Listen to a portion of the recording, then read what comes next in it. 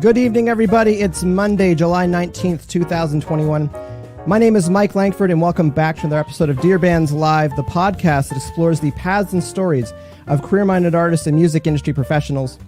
My guest today, well known as a guitarist for most of their career and as one of the founding members of the Canadian melodic hard rock band Harem Scarem, they're also an accomplished multi-instrumentalist, vocalist, songwriter, and music producer. His latest project, titled Smoke and Ashes, with Canadian country artist Aaron Allen, recently released their debut single, High on Sunday. It has been picked up on Apple Music and Spotify playlists, along with early support from Canadian radio. Please welcome my guest today, guitarist, songwriter, and producer, Pete Lesperance. Give me 1 second here, 1 second. Pete! Hi, Mike! How's it going? Good, man. How are you? Pretty good. God, good. You make me sound important, buddy. I've tried to condense it. To condense it because there's a lot. There's a lot. It's been a minute. And I'll say the intro is my second favorite part of the show.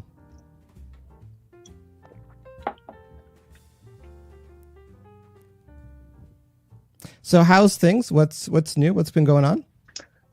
Well, lots have been happening. I mean, it's kind of a busy existence these days, just because I'm doing a lot of different things. I've been doing a lot of playing for a lot of different producers, playing a lot of different instruments, dobro, guitar, banjo, all kinds of stuff on a lot of country, focusing on a lot of country these days.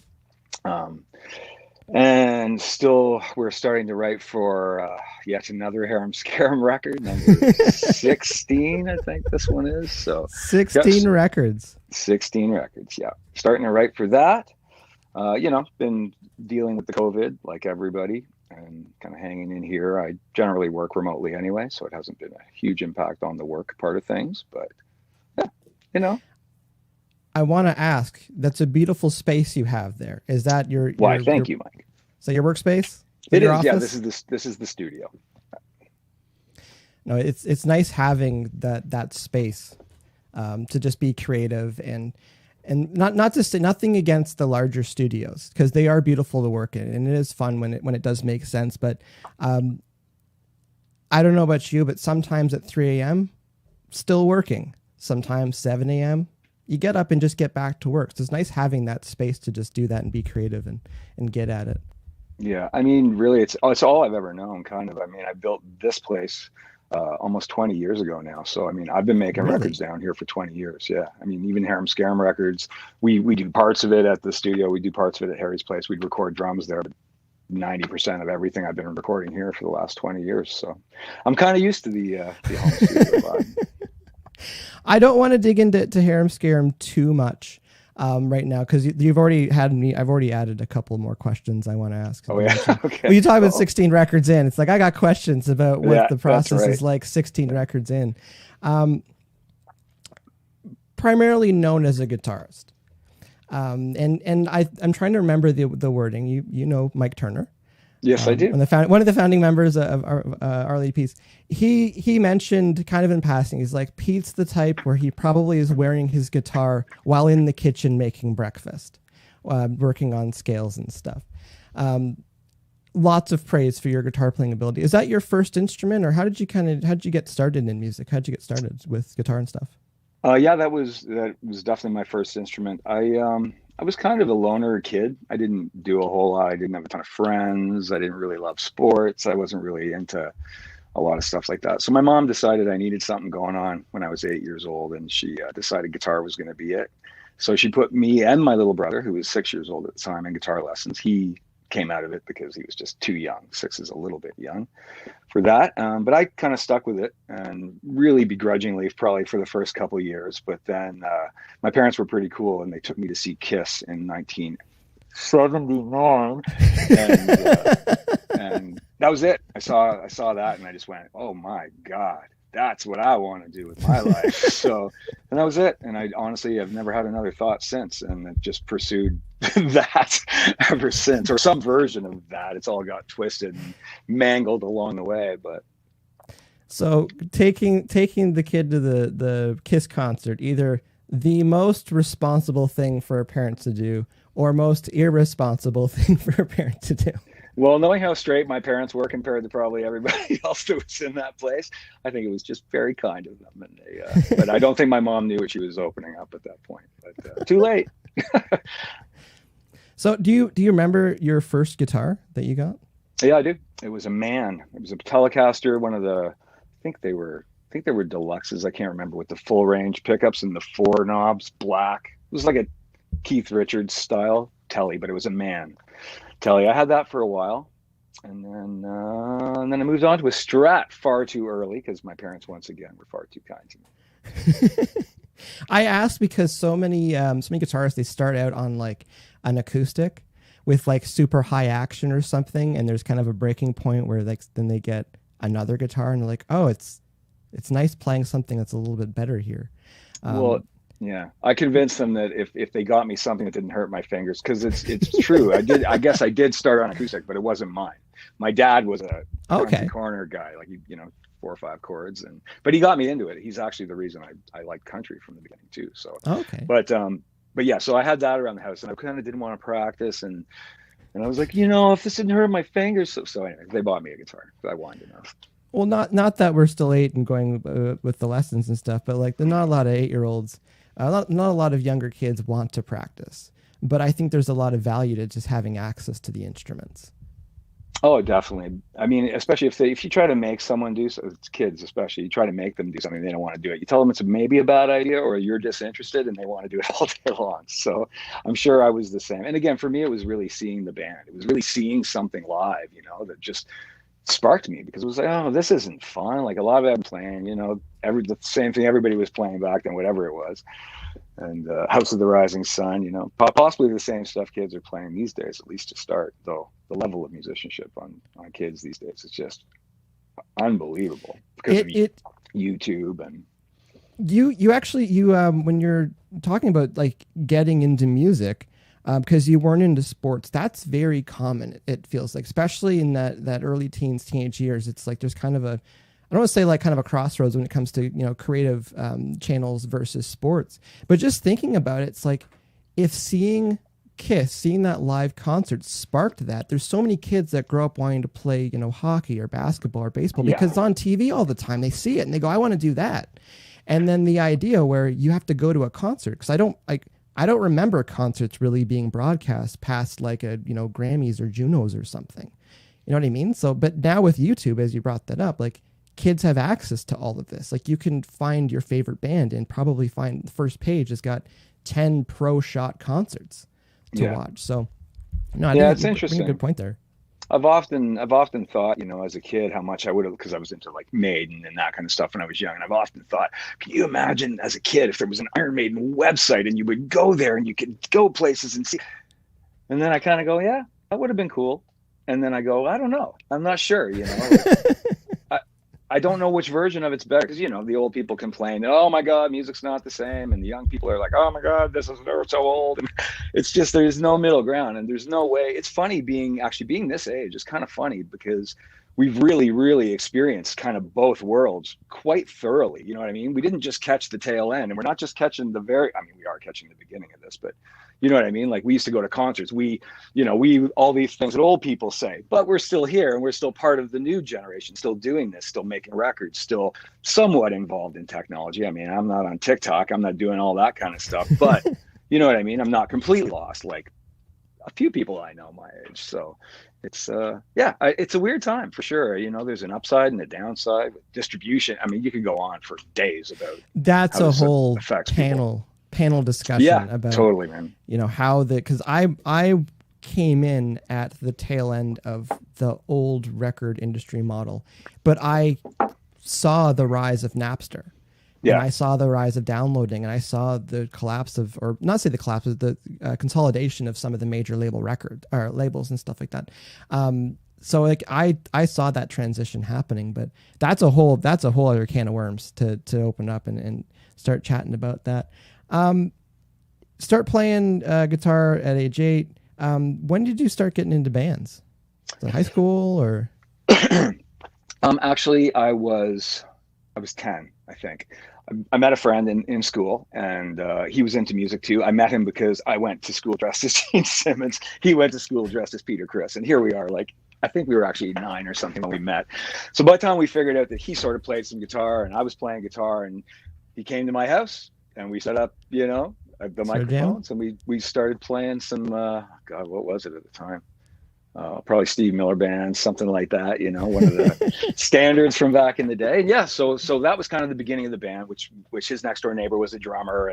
And funny enough, that band that we started when we were 9 went until I was 20. And Really? then Harem Scarem happened. So I've only been in other than playing for other people, I've only been in 2 bands in my whole life. So that's a long time, especially that's plenty. For childhood. Yeah, no, it's true. It's true. Well, he was my best friend, and we just played together for a long time. So, do you remember like your first gig with that band, or? Yeah, I do. It was at the Oshawa Center on a flatbed truck. It was. I think it might have been a Fiesta Week party, which is kind of like a caravan thing or whatever. In Oshawa, we played on a flatbed truck. I remember playing TNT by AC/DC. I was singing and I was playing bass, actually. That was the first gig. So we didn't have a bass player, so I just decided to play bass because he was a better guitar player than me. So it's funny to picture that because I can picture that as far as like bands playing, because high school we'd do that as well as for some of the events, have people playing the flatbed. But do you remember what it felt like being on stage, being in front of people? Were you shy at all? Or was it just like, did you force yourself up there? Were you like all about it and like, this is what I want to do? Yeah, I was kind of all about it because I was shy. I was a shy guy, and it was the only time that I got to be something different. You know what I mean? It felt different to me. I don't know why. It was the only time I felt not shy or not embarrassed or not whatever. You know what I mean? At that time as a kid. And it definitely gave me something I didn't have before. It felt like, anyway. And it was probably nothing. It probably gave me nothing but confidence, No, I can imagine, because there's that adrenaline after you get off the stage after. Yeah. Well, and you're like, man. And you're like, right? either this was awesome or like this could have been better, but like you're still like you're excited about it. Yeah. And you get the bug. Even people that are a little bit shy or say have stage fright or whatever, it's like your legs will just force you onto that stage. When it's time to go, it's kind of like that's the roller coaster moment. And in my opinion, it's like when you've already sat down and it starts to go up the incline, it's like, well, can't really turn back now. Yeah, they're going to be mad if I run out the back door, so I better go on. This is what we're doing. This is what we signed up for. Yeah. All right, so you get through high school. I still think it's bonkers to think about like one band from like what grade would that have been? Like that 7? Was grade. I met him in grade 5. I don't know ages of kids. Yeah, I don't either anymore. Like it was grade 6 or 7. I don't know. That could have been 2 years ago for the way I feel half the time. It was about grade 7, I guess, until I was 20. Probably we were in the one band, but So what changed around 20? Were you like did you meet Harry Hess at that point to start Harem Scarem, or is it other bands, or were you from other bands that like linked up to make one band? Yeah. There's a bit of a weird kind of thing there, I guess. I was still in this band, Minotaur, it was called, with Kevin Dove. He was the singer. Just passed away recently, very sadly. Anyway, so we were doing that thing, and I don't know, it was that time we had run our course. Like that band did some fun stuff for a bunch of young kids. Like we toured with Anvil. We were 16 years old, and we literally went on tour with Anvil for about 2 months, all through Quebec and Ontario. We had to get letters from our parents to allow us to go play, because I was only 16 or 17 at the time. So we had to get letters. So we had done a bunch of stuff and lived a pretty crazy life for a bunch of kids. Okay. And I think it was just before we go too far. You're 16 years old and you're on tour with Anvil in Quebec. Yeah. We were opening for them. How do you get that? That's a phone call? Is that a letter? Here you want one of these? Yes, we're digging in on this. Okay. I'm curious. So we were about it's not on the wiki page. Yeah. No. Don't go there. It's terrible. We were about 15 or 16, and the singer of my band, Kevin, and the drummer, Mike, they were huge fans of Anvil, and Anvil was playing in town in Oshawa at a place called, I don't even remember what it was called back then. I think it was called Main Street. It was a little bar in Oshawa, and Anvil was playing there, and they went and they hung around. They just hung around there all day long waiting to meet Anvil. So Anvil shows up, And Anvil's road manager, Gary Braniff, is with them, and Brick was his name, of course. And so he actually, Kevin somehow talked him in to coming around the corner, which we weren't far from there, our rehearsal place. Coming around the corner, they called me up frantically and said, "Pete, you got to get over because Anvil's road manager's coming to check us out, man." So I'm like, oh my, so, you go and you get there, and here he is. He shows up, he walks into the garage. So we're all just, starstruck by their road manager. Okay. So anyway, so we end up playing for them, and the guy actually, in our defense too, I guess we actually could sort of play for kids. Our drummer was incredible. He was 17 years old, and he was a really, really good drummer. And so the band was somewhat impressive, I guess, from an older person perspective. They look, oh, isn't this cute? These guys are pretty good, So anyway, we just bugged the shit out of him, and he became friends, mostly with Kevin at the time. And they asked if we'd come out and do a tour. So we just went. We got no letters from our parents. They let us go, and we came home on Christmas Eve. Actually, funny enough. Would you consider that your first tour? Oh, absolutely, yeah. And what was the learning curve like for 16-year-olds? I don't even know how you can. I can't even get in that headspace, man. That's so long ago. Learning curve. No, it was just absolute insanity. I'm horrified every time I think about it, because I think of what my poor mother would have thought if she had known what was. It was really young, and to be out with these guys, man. Anvil, it was crazy. No offense, dudes, it's fantastic, but it was crazy times for kids. We had no business being there. We really didn't. But music was the factor, right? And even the boys, Anvil, the guys liked us. I think they got a kick out of us. You know what I mean? I think it was cute for them. Well, yeah, but we weren't acting like kids, and that's the part. But, well, I think that's the second part of the, how was the learning curve sort of thing. Cause like a lot of bands, they'll go do, like, you see it online sometimes, the band's like, oh, we got a tour, and it's like 3 days. And I'm like, well, that's not really a tour. That's 3 shows. It's not really a tour if you don't have to do laundry. Like, if you don't worry about running out of clean clothes, right. You're not really on tour yet, in my opinion. Yeah. But this thing you're saying, it was like you weren't acting like kids. It's like, because people can party themselves out real quick too on a first tour. You know, 3 days into 15 days, and everyone just feels like garbage. Sort of thing. So, do you remember any trouble spots on that tour? Like even just vehicle problems, or? We were escorted out of a Quebec city, and I cannot remember which one it is right now. I think it was Albanal or out somewhere. Of a city? We were escorted out of the city by police. Wow. Our whole entourage. But that's a whole other story. Okay, we can. And we were children, man. Like, that's the thing. Like, we weren't in charge. We were just there with these guys. Somehow convinced our parents that they were cool and it was going to be cool. And then we got anyway. I'll stop now. Okay, no, because remember, we got the Kiss concert. Either that was a good move, and then we've got the letting. But it's funny because you just got to trust the kids and trust the people that they're out with. They'll take care of. I don't think anyone really wants anything super horrible to happen to anybody on tour. Things can get dangerous on tour. Let's not kid ourselves. Yeah. Well, and that's the thing. I mean, at that age, you don't know what dangerous even is. We're not in charge. We're not even driving ourselves around. Like, we're just like, get in the van. Okay. That's it. So we just did what we were kind of told at the time, really.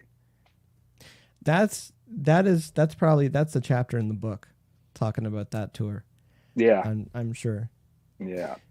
So toured with Anvil. So moving on from there, which you tried to just brush over. Told you it was long, Mike.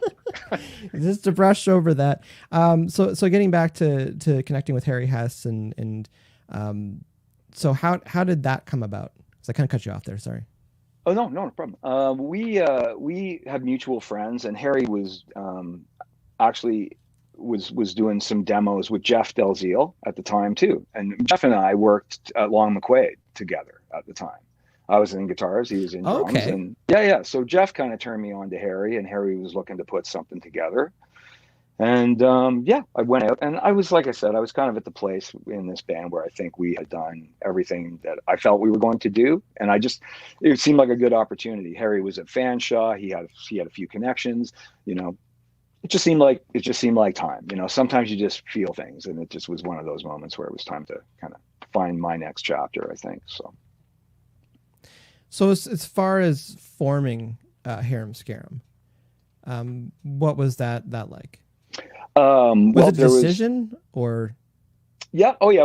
This was everything we've done all day, all through our career has been very methodical right from the beginning. So that's part of the reason I wanted to join up with Harry. He was like, yeah, I want to get a record deal. There was no, let's learn cover songs and go to bars. There was none of that. Like we ended up doing that, but of course, because you have to, you gotta get the band seasoned and have it actually turn into a band. But at first we knew what we wanted to do, and we were just trying to get a deal. So we were talking with different labels at that time. And funny enough, we had our manager at the time, who shall remain nameless, worked at Cinram. And he managed to go in at night. And as far as I know, and I could be wrong on this, but no one's ever told me that, we were the first band in Canada, at least, to have a demo on CD. Because our guy that worked there just went in at night and did us up 500 CDs. We had these spools of CDs. We were like, oh my, and this is new. Like, this sounds like ancient technology now. This is when CDs were brand new. So it's like, oh my God, we got a CD demo. Holy shit. And then we got signed by Warner. What year is that? That was probably around 90. Well, we started the band in 89. Scarem kind of started in 89. We got signed in 90, I think. We did a bunch of touring between 89 and 90, just, bar stuff and to cut our teeth as a band, and got signed in 90, and the first album came out in 91. So for all you that keep calling us an 80s band, kidding.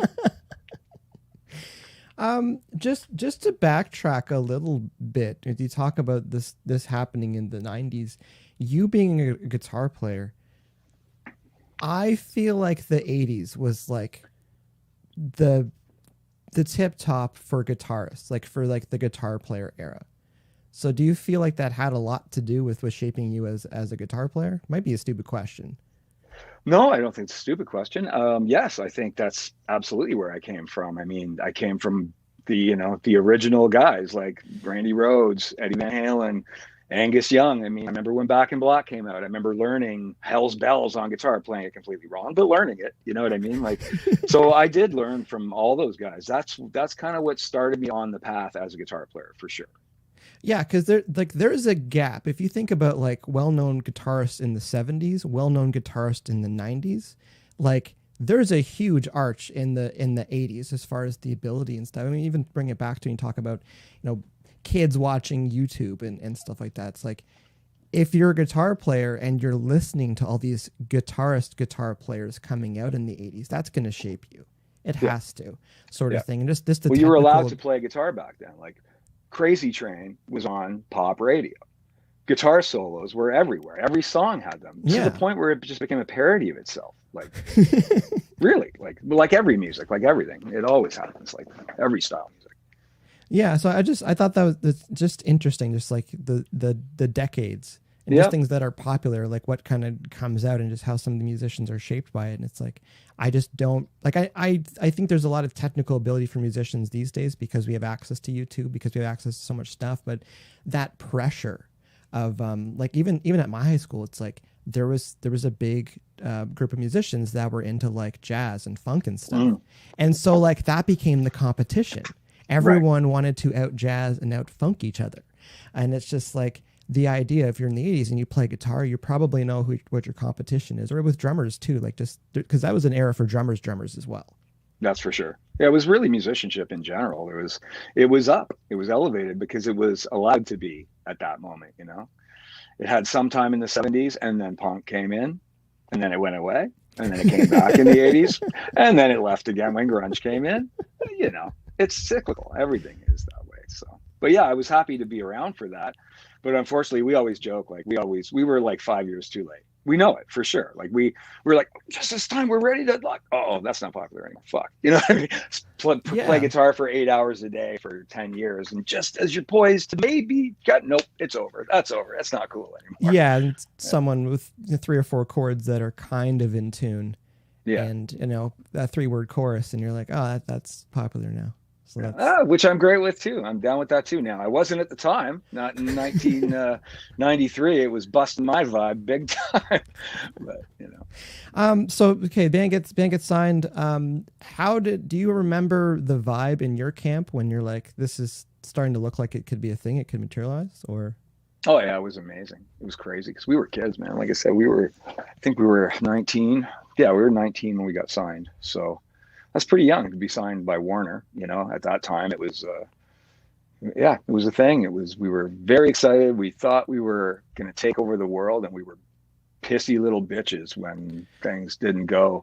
You know, we had no idea how well things were actually even going. Like, we were playing 1,000 people a night basically across Canada, and on our first album, just right out of the gate, we were like, fuck, you know what I mean? We wanted to be doing other things. We wanted to be doing stadiums. We wanted to be on opening shows. We wanted to be doing something all the other cool bands at the time were. You know what I mean? And we don't really feel like we ever got to that point, and it just feels like the bottom fell out of everything we did as we got along, you know. But luckily for us, it picked up overseas, and that saved our asses, man. We would have got dropped in '93, absolutely. Like, as far as I'm concerned. So, you've touched on a couple points. I was curious about, because there is that idea of like you wanting to see things keep getting bigger and bigger but like sometimes things plateau. But like we very briefly before we chatted about being in music.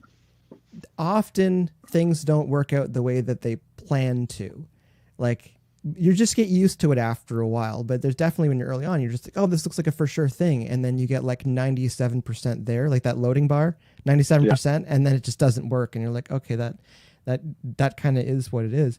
But you touched on like getting some traction overseas. You want to expand on that? Sure. There was at the time, Warner. We were signed to a worldwide deal with Warner Brothers, and the way it worked is you would be signed in your home country, and then the marketing guys would send out to everywhere else, and then find out if the marketing guy in this country or girl in this country would like your stuff if they want to put it out. So we had, you know, at the time, it was our second album. And there was a guy named Mike Peters. Still remember him because he's our friggin' hero. If it wasn't for that guy, Harem Scarem would have folded in '93, I'm pretty sure. But he managed to get it to Japan, and Japan loved it. And it was just one of those things. It connected. The music, they didn't seem to be as concerned about, you know, grunge and the fashion of it all. They still liked what they liked. And I always described it as the cool thing about Japan, and this is a different thing now, but at the time, we would say, like, you know, the cool thing about Japan was they can still listen to, you know, Bon Jovi, but they also listen to Metallica, which now is basically the same thing. But back in the day, that was a world apart. You know what I mean? So that's what we always enjoyed about Japan, was they were wide open. But anyway, so we started our career there and in Europe, and all because of Mike Peters. And it just happened to build from there. So by our third album, I think we were released in, I always get this wrong, whether it's 34 or 54 countries, none of which happen to be the United States, which is the big full stop to our story, because we never got the chance to, you know, to do all the things that all the bands of our ilk and our time get to do now, or got to do in 10 years ago, even now. You know, we never connected in America, and that's the big market. And without that, so we got little pockets all over the world, and it's just always been like that. You're making my brain explode, because there's things that I want to expand on. One of the ones you say with Mike Peters, say the band may have folded in '93. Why is that? Well, basically because I'm pretty sure if it wasn't for the success that we ended up having overseas, Warner would have cut the cord at that point, because Nirvana had happened. You know what I mean? Right. Nirvana was happening 93. Actually, Kurt Cobain died in 93. So I still remember we were in Portugal. We were doing our first European tour. And I still remember thinking, oh, wow, I wonder what that's going to do, because grunge had just come in and just laid waste to everything that looked like rock and roll. You know what I mean? And we were never the full on poser band. Music was always, that's arguable, I guess, depending on who you are. But music has always been the most important thing to us. And even back in the day, you know, we didn't feel we were in fashion enough. We weren't rock and roll cool enough, like the bands that were all getting signed to the majors in Canada at the time. But, you know, we just kind of hung in there and did our own thing. And I totally got off track there, Mike. What the hell was your question? No, it's all good. No, you answer the question again. It's difficult, because when trends change and a band's doing something and it comes natural to them and it sounds good, there is you're right. There is the timing of it. And It's like, you don't get to pick that. It's like if things are moving, and you said too, it's cyclical. Like, there's certain times where, like, just kind of hang in there with it and it may happen. But the other, or this might come together, but the other thing you touched on, The idea, and this is where like musicians starting out right now, this would make no sense. The idea where you had your Canadian record deal and then it gets blasted out from marketing to the other regions. The idea of that to someone who's 19 right now, that's putting their record out on CD Baby or whatever platform and then blasting it out, it goes to every single region. Unless you specifically say, don't send it to these countries or whatever, or take it down from these countries. So the idea of having to get the regions to approve it, to put it, I don't know if labels still operate like that, but like there's gatekeepers in music, but like that's a huge obstacle for some bands, because if you could have been picked up in the States and just had the record come out and be able to just book your own tour, because you could see your data, your analytics on these streaming platforms to go like, well, no, we're doing really good in Houston, we're doing really good in Chicago, we're doing great in Texas, so like let's start planning around that. You're kind of at the mercy of whoever's working for you at the label. And then and whichever label you're on and who happens to be at their affiliate label in the US, like that, it literally could have been as simple as, I don't like these guys, I'm not going to pass it on. Like it could have been that simple. Like, who knows, you know? Well, that's a real thing. When someone has be it signing a band or a freaking parking ticket, you're at the mercy of how someone feels that day. Yeah. You know, because someone could walk in, they could have liked it, and someone walks in and like, oh, it's not really my thing. Someone could have walked in and been like, this is awesome. Like, yeah, I didn't really think it was, anything for me, but like, okay, let's give it a chance here. Like, there's so many other variables when somebody, because we're emotional, we're emotional animals that way. So the idea of like, that can have such a huge impact on the arc of a story, or just to see where you're going and stuff. I think it's interesting. And you mentioned, again, Japan picked it up. Japan, Germany, there were a few countries, but Japan was the big one. That was the one that saved our asses. It seems like Japan was a bit of a thing. What is that like in the room with the band when you're just like... I'm sorry, what do you mean? The idea of like being a bit of a left turn, because you're like, okay, you're a Canadian band, you're trying to break into the US. The idea of breaking to Europe. But like, is Japan even on anybody's radar? Where you're like, okay, we might be going to Japan soon. Well, funny enough, I mean, I'm only assuming it was on other people's radar, because it was certainly on mine, but that was mostly because of all the Kiss tours in Japan that I had seen as a kid, and all the pictures of Kiss in their kimonos, and they get to go to Japan. And I was like, we're going to Japan? Oh man, I lost my mind the first time we went there. It was incredible. And knowing, like, again, the bittersweet double-edged sword, that being the music industry, knowing that things can fall through, at what point where you're like, no, we're really going? Like, was it packing? Was it going to the airport? Well, I mean, you know what? Honestly, there wasn't really a whole lot of feelings like that, just because we were on a major and everything was kind of handled at that point. So it was all just, yes, you're doing this, you're doing that. That wasn't even a question whether it was going to happen or not. We weren't, for us anyway, this is long before anything was independent. Nothing was in our control at that point. We were with Warner and they took care of it all. Obviously not the gigs, but we had agents, we had a manager at the time, we had people involved. So I didn't feel anything, but I just couldn't wait to get there. That mentioned taking the label taking care of stuff. I'm always curious when I'm assuming you flew to Japan. I'm always curious about gear. What gear did you bring? What instruments did you bring? It varied. I mean, like I was saying to you earlier, we've been there like well into the 20s. As far like we toured there probably the first trip. The first trip, I'm trying to remember actually. I think we actually did bring stuff. I think we brought, because we had a carnet and we had to take like the big. I had a rack. I mean, I know I took my rack and I took a couple guitars for sure. They probably had cabinets there, drums there, all that kind of stuff. But my rack was something that I was totally convinced I couldn't live without. So yeah, because flying with guitars in particular can be pretty scary. Because once they are out of your sight, it's up to the universe to bring it back to you. Yeah. Hopefully. And you have that anxiety the whole time. Your shoulders don't come down until you see them again. I think given the choice, most guitar players in particular would bring it right on the plane with them and just leave it on their lap if they could. Go, you know what? I don't care how many hours it is. I know that this is here. Yeah, exactly. It's the safest way. So you land. Okay, I just wanted to talk about the first trip to Japan. What year was that, if you remember? That would have been 95. So you land in Japan, and you get off the plane, and does it sink in yet that you're other side of the planet? Well, it did, because there were people there. for us. And, you know, it wasn't the Beatles, but there were people there, and it was crazy especially at that time, because the world felt like a much bigger place, even that long ago, you know, I mean, just without the internet. I mean, the first time we went there, they were like email. Yeah, Japan wasn't really doing email really even at that time. That's what it felt like. It was pre that even. So yeah, to get off a plane and they got signs and there's people and we were just like, what is going on? You know, it was crazy. It was like, honestly, those are some of my best memories of my whole career, is our first time in Japan and what that felt like and being there and what that meant to me, you know, like, yeah. Pretty cool shit. on that topic with the fans, any language barrier issues, or is it just a lot of kind of body language and smiles and nods? And no, I mean they attempt it really well. Actually, okay. They way better than I ever could. That's what I always say. Anytime anyone said, you know, isn't it hard? I said, well, their English is a lot better than my Japanese, so I'd rather take my chance with that.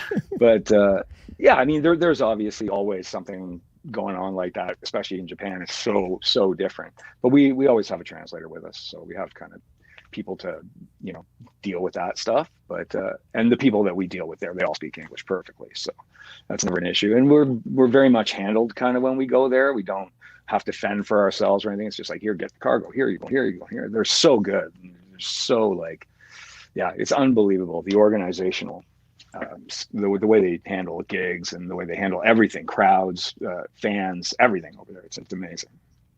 No, I bring that up, and it's half jokingly, because I know some bands are like even hesitant to go to Quebec because of the language barrier. Right. Even trying to order at McDonald's or something, they try their French and it doesn't work very well, and you end up pointing, sort of thing. So it can be a little bit of it can be intimidating. But so you're saying like having translator there, or just having people in your camp that can help kind of take care of you and help make sense of that.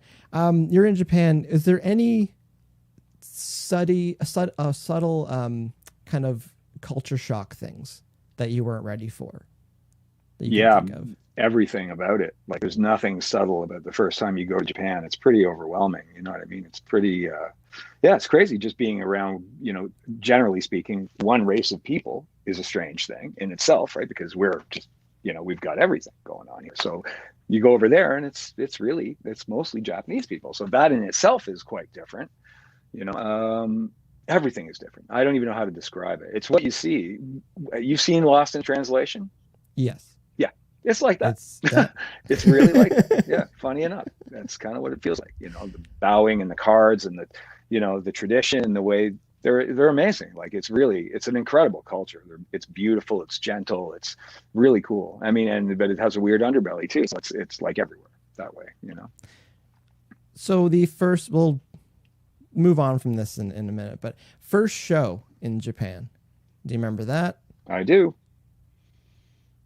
It was at a place called Club Cheetah, where we sold out 3 nights there on our first time there. I think it was like a 1,500. 3 nights.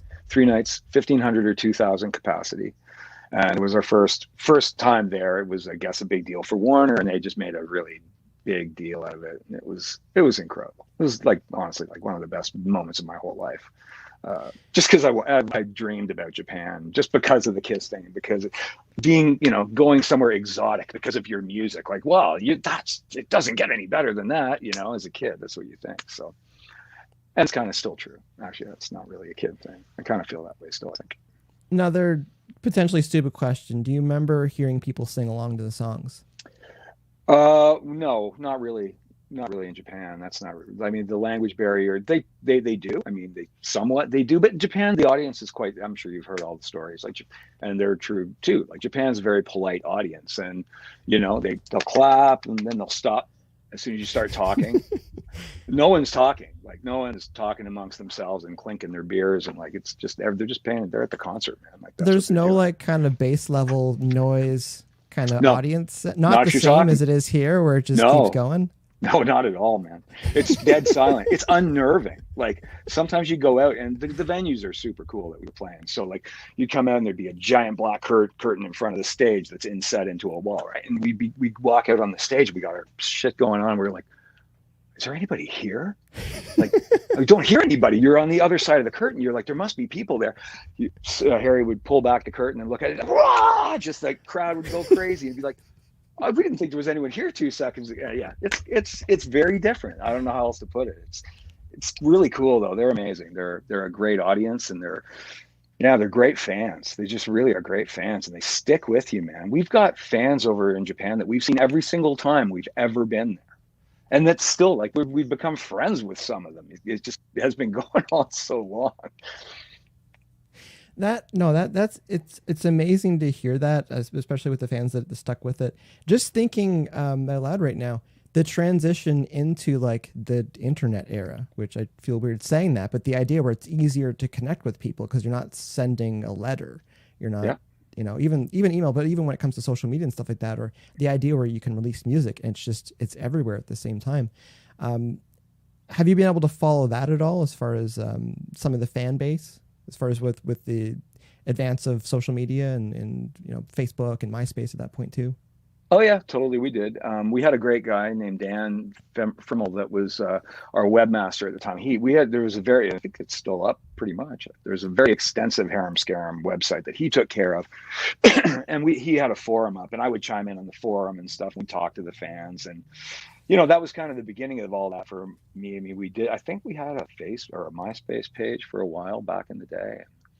Yeah, I mean, that was really never my department. I don't really like doing that stuff. I mean, I do it, and I have done in the past very badly, but that's not my department, like I said. It comes and goes so quickly with some of the platforms too. But it's just as far as fans connecting with the musicians, like it's kind of easier. Yeah, it's easier than ever. Yeah, it's amazing. Go ahead. No, go ahead. No, sorry. Just the idea where like you send a letter, it takes a while to get there. Like if it's fan club, you're not really sure if you're going to get a response, but the idea now where you can message the band on Facebook, and then it's just as easy for them to take, 20 minutes or half an hour in the morning and just crank through some easy replies, or same thing with Instagram. And it's quick. And I think there's good and bad to that as well, that accessibility for the fans to the actual artist. But I think the connection's pretty awesome these days. So yeah, I agree. I mean, it does get weird. You know what I mean? Like you don't have time all the time, and you feel like an asshole sometimes when you don't get back to people. But you just go, well, what am I supposed to do? You know what I mean? Like you wouldn't, you can't just always take time out of the middle of whatever you're doing to. I try, and I really do. I mean, I've connected with lots of fans over the years, and I love it too. I really enjoy it, because anybody who's going to give a shit about your music, if you're not treating them properly, you don't deserve to have them. You know what I mean? And I really honestly believe that. That being said, sometimes there's just not enough time to do all the things. No, I've had to explain to a few people who get upset about this particular topic, where it's like, they don't respond. Imagine you reply to 10 messages a day, but you get 20 a day. Yeah. After a month, you look at the pile and you're like, I just have to make peace with this. I'll never bring this pile down. You just keep working on it. But no, anyways, back with the idea with the fans overseas or in Japan, and mention Europe as well. When did you feel like you broke into Europe? It kind of started around the same time. Basically, at the same time Japan was happening, the same sort of thing was happening for us on a smaller scale in Germany. So it kind of spread from there, and it never exploded. I mean, none of our shit really ever exploded. You know what I mean? We did this thing, and it just built up in a bunch of countries. And even the last time we went to Europe, I think we ended up going in 9 countries, and that was like 3 or 4 years ago. We did like a little European tour. We did 9 countries in Europe, and then we did the Philippines and Japan for 4 shows or 3 shows. Can't remember now, because again, who can keep track anymore? But it's still, we built this thing, and it's just kind of still going on. And in the beginning, we went to, I think the first country we ever played outside of Canada was Portugal, because for whatever reason, the guy in Portugal dug the music, and Warner put it out in Portugal. It connected on to the rock fans in Portugal, and next thing you know, there was this radio station there that was having a big anniversary thing. They're like, let's get Harem Scarem. They flew us over, and we did our first European show. That's crazy. That these things, they just come together sometimes, and it's just takes a minute. Harem Scarem. So again, you're talking about putting out album 16. If we can write it. We're not convinced we're doing it yet. No, I'm kidding, of course. The idea of because you like checking the discography, like there's a pretty steady clip of music that came out. Yes. What do you think factored into that? Oh, man. How do you go about writing songs and stuff too? Well, I mean, it's again, when you have a 30+ year arc as a band, like it's changed a million times. We've changed the name of the band. We've changed our style. We tried to shake the Harem Scarem moniker. We tried to practically shake the fans. You know what I mean? We tried to be something else. We've been down every road. It's so hard to pinpoint anything at this point. You know what I mean? It's just literally, it comes in chunks of this era and that era after 30 years. So, but I mean, songs have always been the key thing for us, or to us. And in the beginning, it was really, I worked on most of the music and Harry worked on most of the lyrics and melodies and that sort of thing. And then through the years that changed, and we'd both get in rooms. Sometimes we'd write a whole record in 4 days in a room together, and I'd be helping with lyrics and he'd be going, try this. And then now we've gone all through that. And now we're sort of back to doing it that way again. So currently I'm writing the music and Harry's writing all the vocals and stuff. And I take care of that. He takes care of that. And then we bring it together in the end. So you got a system. It seems to work after 16 records, I guess. Those who like it, I guess, yeah. So you've mentioned it a couple times, sort of in passing, changing the name of the band, and then you just said changing the name of the band, trying to shake the fans. Is that rebranding? Yeah, that's sort of what we wanted to do at that time. That was around. Well, because honestly, I mean, Harem Scarem, it's been a bit of a weird animal to be in. We came in at the tail end of something, and unlike everyone else, that was like bye, right? We got to hang around. We had to hang around through that and still be there and still be that thing. When in our home country, that thing was so out. You know what I mean? Like we were viewed as a, whatever you want to call it, a hair band or a poser band or whatever the word of the day was at the time, especially when grunge came out and everything was anti-rock, the anti-this, anti-playing, all that. But here we are, we live in a country where that's what's going on, but our career is overseas and they're into it. Like they're really into it and it's going up for us, not down. And then over here, we're signed to a major label who's just going, what the fuck are we going to do with this? You know what I mean? In a way, because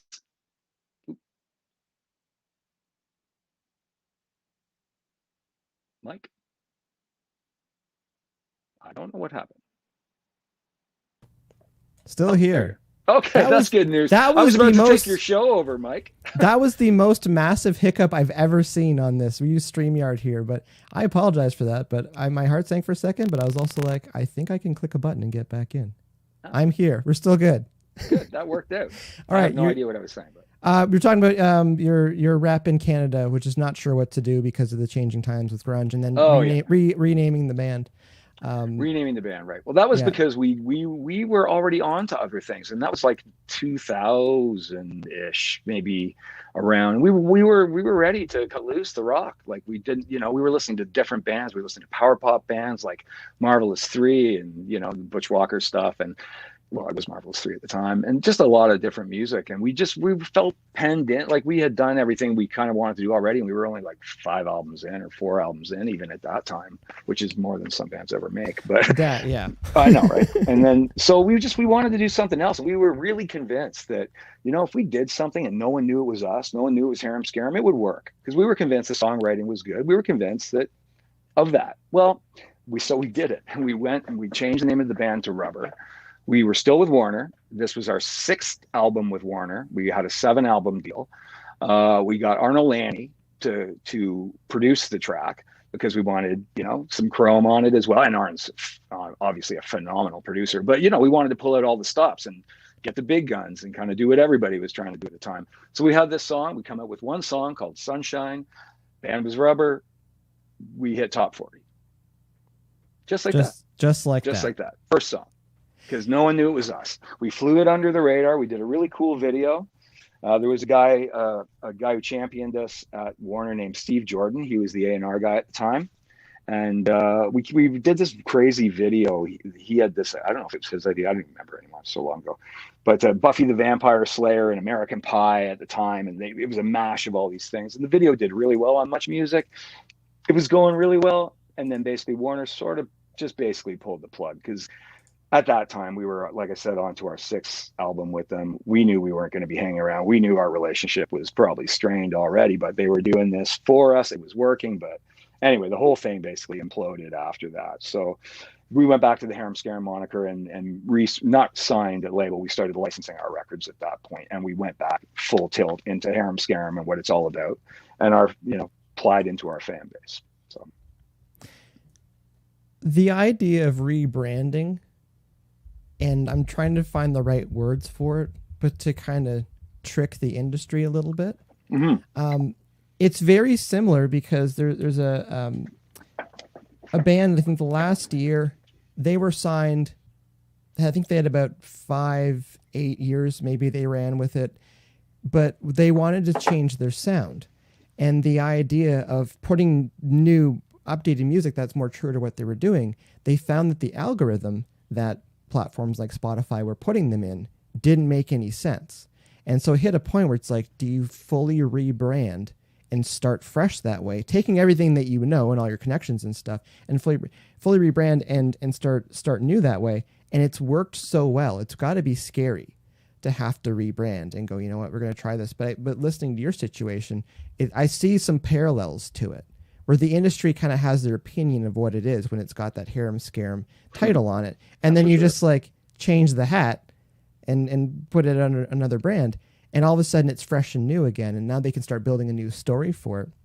So well, arguably as well, though, too, the music was completely different. Like, that was the point. We wanted it to be different. We didn't want to be even Harem Scarem anymore. We didn't want to make hard rock records anymore. It's like, we were really trying to cut it loose. And if it had worked, we probably never would have gone back to it. But we did. And the other thing I wanted to ask, and it may be personal, but the idea of, musicians in a band, and like that's kind of your baby. It's like the band is like very, very important, and the idea of needing to kind of, close that chapter and move on to something else. Like, what's that vibe like in the room? And how do you bring that up? You mean when we were talking about changing the name? Changing the name, yeah. Again, we were always very methodical. I wouldn't say Harem Scarem was an overly romantic or romanticized band about any of decisions that were made. Everything was very much business oriented. Like, music was the music, and beyond that, it was like, what are we doing here? It was, it wasn't overly emotional. Any decisions weren't overly emotional or anything like that. So it's just, well, I say that, but then again, the truth of it is, we really want it to be something else. Like, it did come from a real place of wanting to break out and not wanting to be Harem Scarem and not wanting to be fingered with that same, oh, it's those guys, it's that hair band. It's that, yeah, because that's what we were to everybody. We didn't have there wasn't, we couldn't get in one door and change the name. And all of a sudden we're on the radio. It's like, yeah, okay. Fuck this, but whatever, it's all good. I'm not pissy about it. It's been great. Like, I'm glad things worked out the way they did, because it forced me to figure every single thing out beyond that. Because if everything had gone well as Harem Scarem, I wouldn't have done 3/4 of what I can do now. I never even would have bothered with it. I just would have been, I'm a guitar player in Harem Scarem. Look how well everything's going. Yeah. So getting past Harem Scarem, getting the name changed to Rubber, as far as the solo projects, where did that fall in? That was later on. That was just something, obviously we make music. So, and I started getting into singing, and I am not a rock singer. I'm a baritone, and I'm not a rock singer. So my initial outing was it was a bit rock. It wasn't all the way to Harem Scarem land. It was a bit rock, but it just, for me anyway, it didn't connect. But that's when that all kind of happened. Harry did a solo record. Creighton Doan, our drummer, did a solo record. There was a lot of that going on. Darren Smith, our other drummer, did a solo record. There was, we're just making music, that all kind of just fell into it. I've made a couple that no one probably even knows about for the most part. I never tried. I never really did anything with them. I just made them because that's the part that I know how to do. You know what I mean? It's what happens with it afterward. It gets really tricky. Fairground. Mm-hmm. So I feel like the Fairground record that you did with Mike Turner, because we crossed paths a lot during that time. How did that come about? Well, I was just doing my solo record for this Japanese label, and I asked Mike if he would guest on a song for me. So he did it, and he played on it, and it was great, and I enjoyed it. And he was just like, Pete, like this stuff's good, man. I'm like, yeah, no, you ever think about maybe really trying something here? I'm like, I'm in Harem Scarem, man. It's like the kiss. But anyway, I said, look, I said, you think so, Mike? I said, put your money where your mouth is. I said, come join the band. so that was literally it. I'm not joking. I think I said that to him. I think I've said literally 5 times. But yeah, so he came on board, and we tried something. I mean, to say we tried something is a bit of a joke, because neither of us really knew what we were doing as far as, once again, getting it past the music. We took my solo record, revamped it, added him to everything, and his vocals and guitar playing, and redid it with a bit of a different attitude. And yeah, that was our record for about 5 minutes, and then it went away. Oh, it was a good album, and just hearing the story around it. And how did you meet Mike? I honestly, I don't even know how Mike and I met. I believe it was back in Oshawa a lot of years. Mike and I have known each other since we were young. Like teenagers, right? So I think it was the same thing. I think it was the music store. That was probably where we met. I worked at Long McQuaid, and he was one of my customers. Because there's the idea there too. There's lots of times where musicians cross paths, are good friends, but the idea of like getting together to create together or work on a project together. Was it kind of scary, the idea of being like, hey, we're going to actually make a record here, work on some songs? It's one thing to ask for some guitar parts, but I think to actually like, okay, we're doing a project right now. Yeah, I mean, it developed organically, right? So Mike, like I said, just played on a song to start with. So it wasn't like, oh, Mike's going to be it. We're going to do this. There was no thing. There was no anything. It was just, yeah, it just happened organically, really. And again, back to the Harem Scarem weirdness. Like, so here we have Mike Turner from Our Lady Peace, million records sold in Canada, like one of the biggest bands at the time. Oh, then there's me, right? Oh, why is he playing with the guy from Harem Scarem? What's he doing? I'm sure there was some people that probably felt that way about it, but yeah, it was just something we had fun with it, and that was really as far as it got. We played with Darren Shearer from the New Deal. He was our drummer for a while. Brad Stella played bass, and that was a brief little stint. I think we did 3 or 4 shows, and said, "All right, guess we're done with this." No, it's again. I was around when that record was getting made at the Pocket in Toronto here, and it's fun seeing the dynamic and the energy, especially when people have that long time relationship, like when they've been friends for like such a long time, because like their work gets done, but there's a lot of play and there's a lot of jokes, and there's just it's fun, and it's like, to me, that's the romantic side of recording, when people can really enjoy it, because like also you're both really good. So the idea where like you're probably not saying not spending that much time recording, because you can lay down what you need pretty efficiently, but like that leaves more time to actually play and hang out and have a good time and keep the vibe going. So I always enjoyed being a fly on the wall for some of those sessions and stuff. Yeah, so we always have fun. Yeah, I do thank you for that. Me being around there. That's awesome. The idea, so just to go back with Harem Scarem again, there's a gap between 2008 and 2013. Yes. Is that where the name change fit in, or was that kind of a break? No, that was before that. No, that was we quit. That was not a break. That was after this. We're done. Yeah, no, we I mean, whatever. It ended up being a hiatus, but actually no, we were done. I had really kind of started. I mean, Harry was doing his own thing. I was starting to forge my way into like country. I was really getting back into country, starting to get into country playing and all that again. And we just decided we were done. We just decided this is it. We just have had enough. And over the years, things, I played a bit with Michelle Wright. I did a few things, but 2013 came around, and it was the 25th anniversary of the record that broke us in Japan. Mood Swings, it's called. And so inevitably somebody came up with the idea that, hey, you guys should do something for this. It's a big deal. You should go and maybe tour, So we decided to re-record the record, because Warner owned it, so we wanted to own the masters. So we re-recorded the whole record and went out and did a tour, and that's what put the band back together. And then we started making records again after that, because we were back into it. It was fun again. It's not out of the question for musicians to re-record stuff to own the masters. It's a great idea. Owning masters is good. I'm curious. So you have the band. The band's been the main focus for a long time, and then when you have that, we quit moment. When does that sink in? That chapter's kind of done at that point in 2008. Like, how do you feel when you wake up in the morning? And you're just like, I don't need to think about this right now.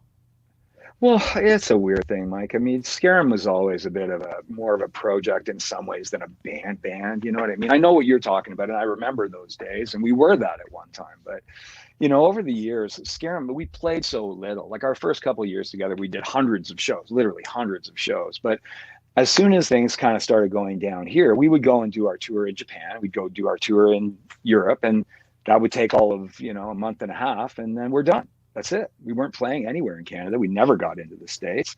So we weren't playing. We weren't hanging out. We weren't really a band. I played bass and all this stuff. We never had a bass player at the time. You know what I mean? That was full. Yeah, it was just I should say that we did have a full-time bass player, but that was for the 10 years in the middle or whatever. Honestly, I can't even remember anymore, man. It's so ridiculous. But yeah. No, just hearing the dynamics of it, and when you're talking about it, like being a project or being methodical about your business moves and stuff. I feel like a lot of successful bands, like modern successful bands, that's the way that they do think of it. And even to drill down with the idea of that idea of, bands out partying and it's chaos and like they just think things just kind of come together. It's like modern day bands that are successful, they do look at the spreadsheets, they do look at the moves that they're making. They still may have some vices, but they're very much under control. It's not the chaos that they would think of in the 70s, 80s, and 90s and stuff like that. Yeah. So like when I hear your story, I'm like, you were ahead of the curve, but like the industry was where it was as far as the business model for musicians and as far as like writing trends and stuff. You're at the mercy of all of that. And it's like a lot of that's kind of, not say it's disappeared, but it's changed a lot. You can find your pockets around the world a lot easier now. A little bit of distribution. Anyways, my mind just went off there when I was just thinking about that. Like I do have a lot of praise and respect for bands that can look at it as a business. Oh, me too. When bands wonder what went wrong, you're like, well, how's your business doing? You're like, well, we're really talented and our songs are great. I'm like, yeah, but what moves are you making? Yeah. And what are you doing with that afterwards? That's just the product. What are you doing with your product? You know what I mean? It's not it's a very cold way to put it, but you know what I mean? Like that's what you're selling. How are you selling it is now the question, right? And that is kind of the beauty of it these days, though, is because you can do the things like we're all doing. You put your song out, it's up on all the platforms. It's just a matter of getting people to go see it. Like that's something that was all in the hands of record companies before, every bit of it. So it was the 25th anniversary of Mood Swings that got the band back in the room, sort of thing. How what was the phone calls, emails? How did that kind of? Yeah. Harry just called me up one day and said, "Oh, I was talking to this guy we know, Kieran. And he had this idea. What do you think about doing what do you think about putting the band back together, as it were?" Oh God, I can't believe I said that. And I said, yeah, okay, let me think about it. And I thought about it, and he thought about it, and then we just decided that, if anybody even wanted us to do that, that it would be a shame not to do it. You know what I mean? People actually they liked that record, and the fans wanted something like that. And the tour was very successful. I think we did 11 countries in Europe and Japan and all that again. And re-recorded the record, which I felt great about because I think we did a much better job of it the second time. Obviously, 25 years difference in recording, and we actually recorded this time. Kevin Doyle basically co-produced the first one for us, but no one will even remember who he is these days. Fine engineer, taught us pretty much everything we know. But yeah, anyway, so. Sorry, man, I'm going off on tangents. No, it's okay. No, it's just that the half joke about getting the band back together. I'm curious. I'm curious too. People in your life, people around you, because they would have seen when Harem Scarem was kind of being put to bed in a way, but the idea of it coming back. What's the opinion or thoughts of people around you at that point? Because like Harem Scarem was such a big part of what you were doing. Yeah, I mean, I don't know. As far as the people like in the industry around me. No, personal. People in personal life, they're just like, okay, they support it. They're like, what are you doing? Yeah. If I've got one, oh my God, I saw this video of you. I checked you out on YouTube, and I'm like, oh, Jesus Christ. You just can't outrun that shit. If you're around long enough, something south is going to happen. So, but yeah, it was weird for sure when some people that just know me as this guy that, yeah, he does music in his basement or whatever, when they kind of put two and two together, because it's not something, not something you talk about all the time with people, especially in your normal life. It's like, yeah, what do you do? I do this and I do that. And you just, pretty matter of fact about it. So when, it's a bit of a jokes thing. It's like, oh, I saw your videos. I saw you look so young. You look so, yeah, well, great. Good. That's We're young. That's awesome. Yeah, exactly. It's 25 fucking years ago. Of course I was young. See it. Yeah. No, it's kind of, not say the term heartwarming, but just the idea of this. It sounds like some of the stress was off the band for that 25th anniversary, and like knowing what the band was and the music, and kind of being able to just having that I guess what would have been 5-year break, sorry. Just being able to step away from it and just kind of reevaluate everything, but then to get in with a different purpose. To re-record the record and go and do some touring. But still, like between 2013 and now, how many more records have you put out since then, you think? Well, 4. Yeah, I think 4. 3 or 4. Yeah. So for a band that was essentially done and you're moving on from it, and still put another 4 records, which we could joke that some bands still never even make it to 4 records. Yeah. And you get it. Like, what is it like playing now with Harem Scarem? It's cool. I mean, it's, we don't do it all that much. It's a bit demanding, frankly. Like for me, I'm really into a different style of playing these days. I really, Harem Scarem is really the only rock I play. So for me, it's quite, to get out of the mode where I'm doing the things that I'm doing now on a daily basis, to get back into, oh yeah, I'm a rock guitar player that's got to go or whatever it is. That's hard. And it's hard to play live, that stuff, and do it well on the level I want to do it on, so it's live with Scarem these days is fun, but it's a little challenging in the way of I'm never all that happy about it. You know what I mean? Because we never get to play. If we could take it out even for, a month, 2 months at a time, the band would be great, right? Because the players are all good. It'd be like a freight train, but we get to play exactly enough shows that we're starting to get good, and then we stop again. So yeah, so that's a bit challenging. I mean, I'm I don't know. I don't know what the future is going to hold. We were just about to go on another European tour. We had just put out our last album, Change the World, right before the world changed, right? Like literally. And I said literally again, God, my daughter's got me. God. So we just put the record out, and then the next month, everything shut down. Our tour got canceled. We were going to go play Sweden Rock Festival this year. There was all kinds of stuff on deck, all canceled. We're not the only ones. I mean, obviously, millions of people around the world millions of musicians around the world have been affected in the same way. So, but we never played. So it was a bit of a drag. It was definitely unforeseen curveball for a lot of people. And even last year with my band, like we started to do some touring in the States and just like get going, and then just things started crumbling. And but where I'm going with this, the idea of you working in production, being producer and mixing and songwriter, and like same part of my world too, like it didn't disrupt that much because you just changed gears get back to what we kind of do in the studios. You getting into production, when did that kind of become a thing? When was the transition for that? Well, in a way, it wasn't really a transition because Harem Scarem has been self-produced basically since the beginning. So Harry and I have always about that, Harry and I have always produced our records. We did our first one with Kevin Doyle, like he did Atlanta Miles and a bunch of stuff at the time. And of course, having a big budget from Warner, and at the time, and they weren't going to let a couple of 19-year-olds make their own record, that's for sure. But we were really stubborn, and we did all the demos. We fancied ourselves pretty good at this, even at that point, which we completely were not. But we knew enough that with someone taking the reins properly, like Kevin, our input was used, and it was basically a co-production, but Kevin really was the heavy lifting on the first record.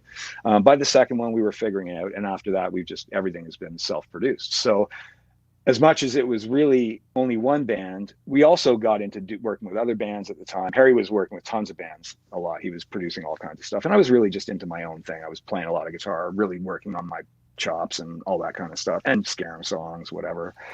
Yeah, it just changed. Everything kind of changed at that point. And yeah, it's been a weird path, man. There's no, I keep getting detoured off it because it's been such a long journey. I'm trying to remember all the different seconds. It's like, oh no, that was that set of 10 years. That was that set of 10, it's crazy. Well, when you talk about self-producing, because like there's lots of artists that feel like they can, but they're missing some things, or they're missing that objective view of things. Mm-hmm. Their emotions get in. Like I think this should be like this, but you can like look at it from an objective point of view and make decisions that way. But the idea of putting out that much music and that many records, I can only guess how much the record budget can stay together if you're not needing to bring in outside producers and outside engineers. And, Harry's got a studio, you got your studio, like that cuts down costs so much, and it gives you more freedom, I think, to create music. Cause if you do something and you're like, well, this isn't that good. It's like, well, that song didn't cost us 10 grand to record. So like, we don't feel obligated to do something with it. It's like, you can kind of work on it. Where I'm going with this, just talking about how you thought of the band and the brand and the business, but modern day bands, and I've been saying it for years, it's like, I think they're going to have more and more in-house internal production because it allows them to crank out music. Mm-hmm. You're not worrying about someone's schedule that their job is just to bring people through the door. It's like, well, no, like we'll work when we can work. Even the new project, Smoke and Ashes with Aaron Allen, it's like, having you part of the project, that's not going to hurt when it comes to getting music done and getting music out. Yeah. Well, I mean, and a lot of people are doing that too. It's certainly not a limited situation anymore. It's going to be probably more common than not, I would think, because everybody fancies themselves a producer now, of course, right? Which is great. That's fine. Still got to do the work. It's still got to be good. You can say it all day long, but you got to make the speakers move in the right way at the end, as Jeff would say, and, I think it's amazing though. I think it's such a great creative time with the technology for bands to do that sort of thing. The thing is, it's experience. You know what I mean? It's a lot of what's missing is not, I can get in Pro Tools and I can do this and I can tune as well as that. It's not about any of that stuff. It's about knowing what you're recording or why you're recording it and finding a way that it's going to connect with people. You know what I mean? Bands get so far up their own thing that they can't even see the forest for the trees, which makes total sense. We did the same thing when we fancied ourselves producers too. Yeah, we were producing a lot of shit, but some good stuff too. But if we had somebody smarter than us in charge, it probably would have been a lot better product, frankly, at the end. I'm glad that we didn't, because it's what got me here. But like I said, we were do-it-yourself before it was even cool. Like we were on a major label and we were do-it-yourself because they didn't give a shit what we were doing. You know what I mean? There's that Harem Scarem band. Yeah, they're popular in Japan. I don't know what the fuck's on the record. That was kind of the deal. Not all of them. I shouldn't say that, but that was definitely a vibe over there. And just different times now. You mentioned, I think the flip side of it too is I do encourage bands to learn how to record and like figure some of these things out. And last year has been a huge learning curve, or increase too. Because I have a couple buddies in production. I'm just wait until like end of summer because everyone's recording right now. Like wait for end of summer, and we're probably gonna get flooded with mixed gigs because they're gonna realize they can't fix it, and need someone to help work on it. But the idea that, thinking of a way to word this. The idea that having someone with production chops in the band or part of the group, and I have joked before because I've got my list of like when I wanted to have a label and stuff, I had my list of things that were like deal breakers, and one of them was like addictions and stuff like that because it's really it's difficult. But it's almost like I would add to the list of deal breakers if the band doesn't have anyone that has production chops, because it's such a strength. And the idea where like you're waiting on someone else's schedule, and even with some bands where they're really excited to work with I'm not knocking anybody, but they're really excited to work with producer X, and then I look at the where they fit into their schedule. I'm like, because there's a gap, You know, I feel like they're just getting paid to do this. Yeah. And it's just, they're just feeling, they don't really want to work with this, but they're getting the money to do it, sort of thing.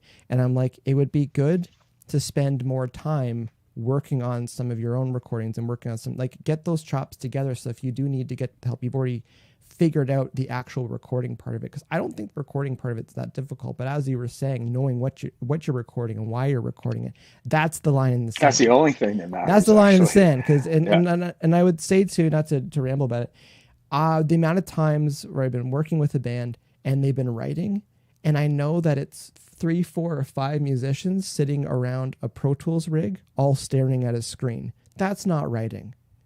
Get away from the computer.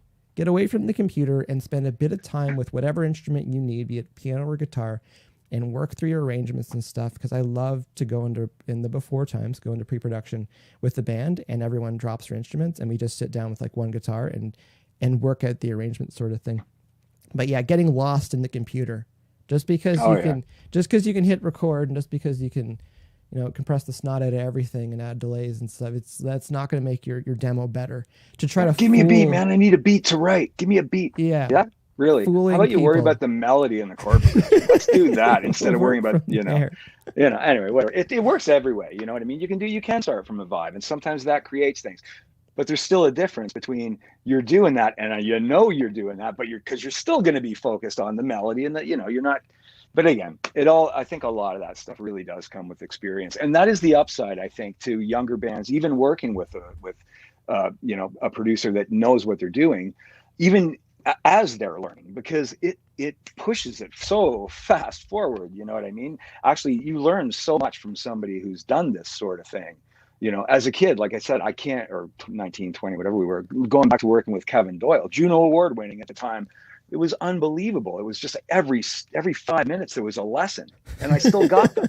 And if he wasn't there, you know what I mean? Like it's true. Like you still maybe get to the same place, but it fast tracks the technical stuff a little bit, I think, which is very valuable.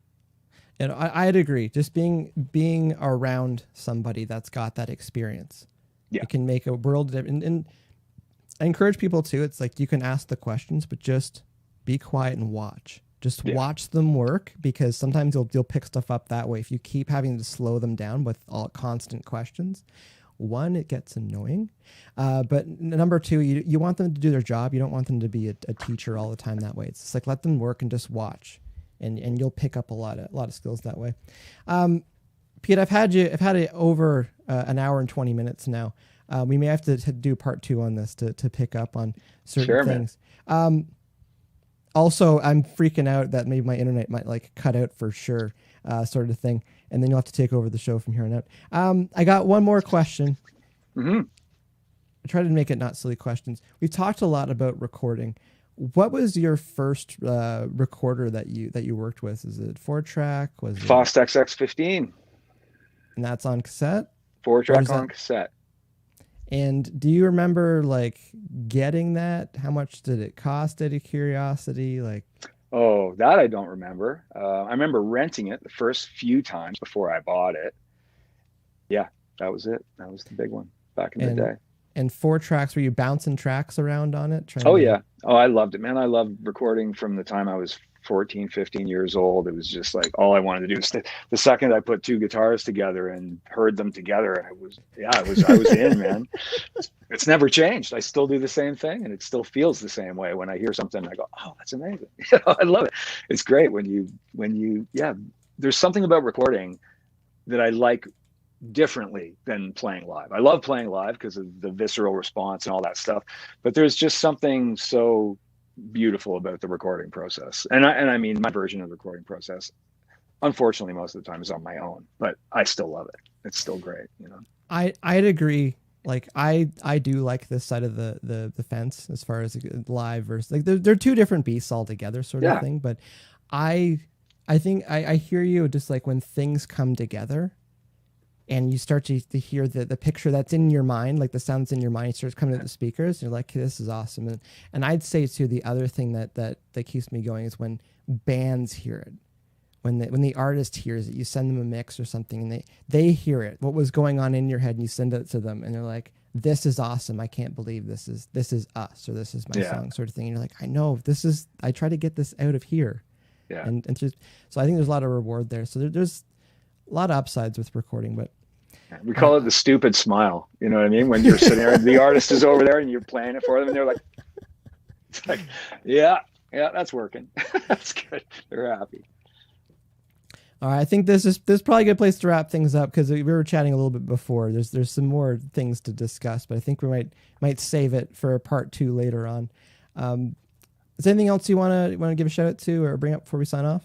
Well, maybe just my current situation. I'm with Bill Miller, Sharp 9 Music. I don't think we discussed that. I just wanted to give a shout out to Bill, of course. And he's also managing Smoke and Ashes, which is the band you were talking about. I have with Aaron Allen now. We're just finishing up a 6-song EP. That's going to be coming out soon. Single. Oh, looks like we've dropped Pete. We'll see if he hops back in here. A couple technical hiccups today. Not much we can do about that all the time. I'll hang out here for a second. It's going through the chat here. See, Garrett Spencer saying hello from Oklahoma. It's just crazy to me that Harem Scarem never got the U.S. exposure. Thankfully, there we go. Got to see you guys live in Chicago. I was just bringing up a couple of the comments. Oh, cool. So we're even right now when it comes to technical hiccups. I'm still afraid, though, to see if it happens again. Pete, you there? Yeah. Oh, yeah, we're good. Yep, still Okay. here. All right, that sounds good. As far as Smoke and Ashes, you got plans to bring that live? Yeah, absolutely. We do. We don't know what those are yet, but we're going to do it. We're going to take it out and go play. I've seen who's playing on the recordings, or at least who played on High on Sunday. Are you looking at the same musicians, try to get them out for the shows? Yeah, that's the plan. Oh, Jeff really? Delzeal on drums, Justin Cutting on bass, and we will fill out the rest of the band. But those are the guys that played on the record. So I don't think, for anyone who knows my history, I learned a lot from Jeff Delzeal as far as production, music industry. I've seen him play drums. I don't think I've ever seen him play drums live. Yeah. And part of me is like, I'm excited. When I saw that and just hearing you talk about it right now, I was like, I'm excited to see that. Yeah, so, no, he's great. He's he's a great drummer, but yeah, it's just so funny. I'm looking forward to it so much, putting these guys together and playing with them. It's so fun.